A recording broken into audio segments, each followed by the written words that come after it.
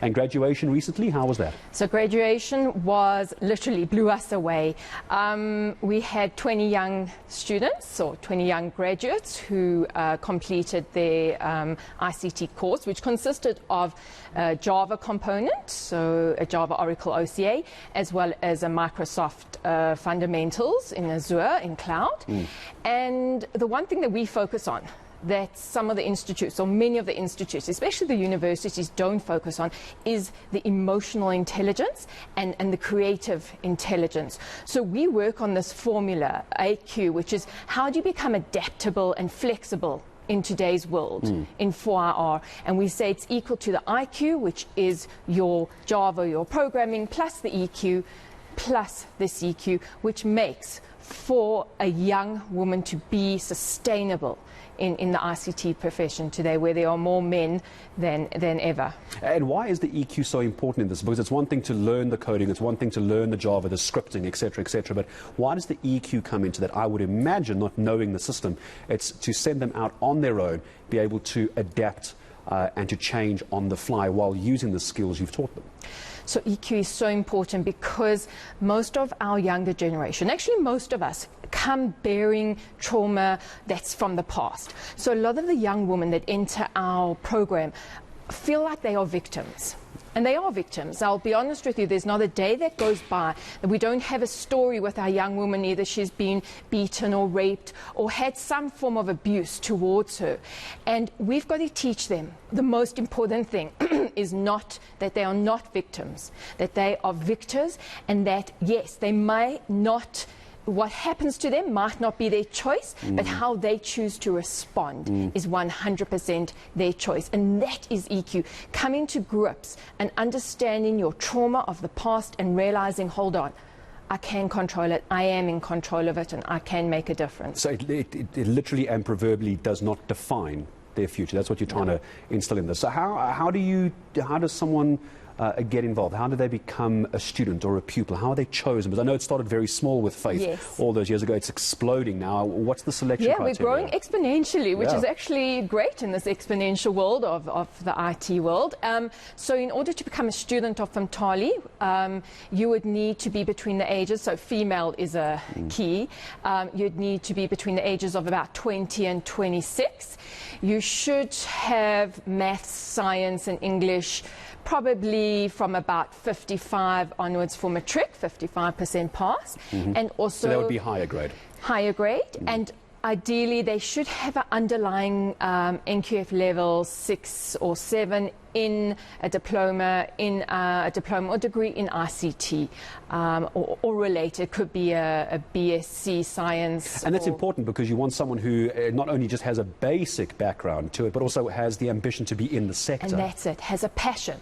One of the questions we're asking is what makes 4IR? Why are you so passionate about 4IR? And I guess sometimes the first question that comes to us is, what is 4IR? So for the fourth industrial revolution, we need them to have a passion for that, because if you don't and you're just coming to think that this is the next program where I can be an intern or a learner, and then when I just get a certain stipends then I move on and don't do it's it. A stepping stone. That's not our program. Then you are not for us. We want people who are passionate, young individuals that really want to change and make a difference, not only in South Africa, but we are looking at the continent as a whole, the African continent as a whole. You took the words out of my mouth, but I was about to say, how do you transborder this? It's great to have it here. 4IR is very real. It is happening. Whether you like it or not, you've got to play catch-up. In this case, you're leading at Fimtali as well. But the technology involved, we need to get a little nerdy here, don't we? Because you need to have not just the will, the guts, and the drive, but you've got to have the right tools. You can't be working on software and programs from 10 years ago, but you can't move forward if you keep working on software that's backwards. No. You've got to have the latest, so the stuff or the what we really teach these young women is information or it's skills that are needed today. So we go out there and we look, what are the most needed skills in the ICT?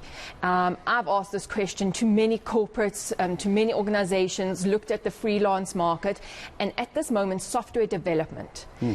Key programming language, which I've checked all over the world. Because remember, this also isn't just restricted. We live in a global economy these days, and your skills should be transported. You can transport them anywhere. Java is one of the key languages. So we do that. We do data analytics, and cloud is very big at the moment. So we look at teaching them the fundamentals, and even further than the fundamentals of cloud computing that they can use anywhere in the world. So we are not just restricted to having those skills in South Africa. Yeah, when we say it's a global language, we really do mean it's a global language. And uptake for the new class, I understand, coming up soon in March.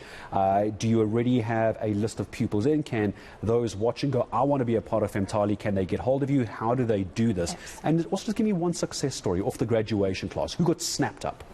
So we've got a young lady who got snapped up. She's going to be going to work for Accenture with regards to Salesforce. So she actually is part of a learnership program now where she'll be hired, providing she passes her one course. She'll be hired by Accenture and she'll be part of their team. Another one of our ladies is going to be working at Nedbank, and a number of them are going to be working in the 3D printing space is also which something that we concentrate. So yes, and two of our young students are going back to study computer science at university.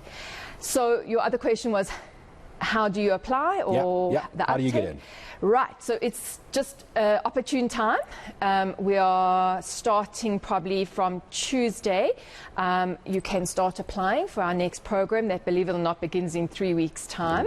And they can just go to applications at Femtali, so that's FMTALI.com.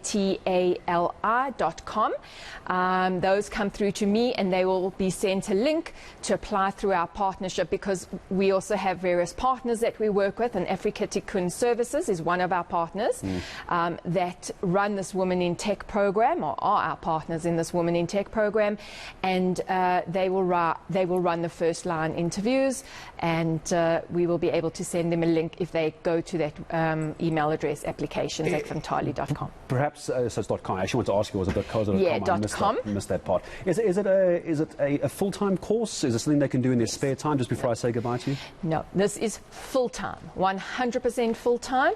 It's a 9 months full-time program, and thereafter they are hopefully skilled enough to be snatched up like this. Our vision is to be that Rolls-Royce program that when people see a CV that has Femtali on it, they say, wow, I know this candidate is a strong, skilled candidate. We want her.